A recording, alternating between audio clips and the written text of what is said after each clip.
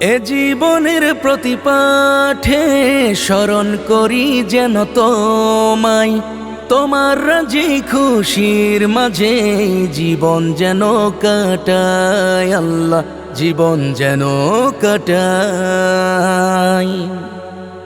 এ জীবনের প্রতি পাঠে স্মরণ করি যেন তোমায়, তোমার রাজি খুশির মাঝে জীবন যেন কাটাই।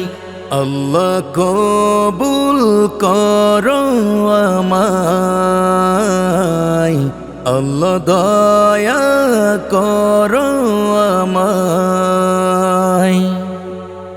কেউ নেই তোমার সামনে কুদরত ক্ষমতার, কেউ নেই তুমি ছাড়া দয়ার প্রশংসার।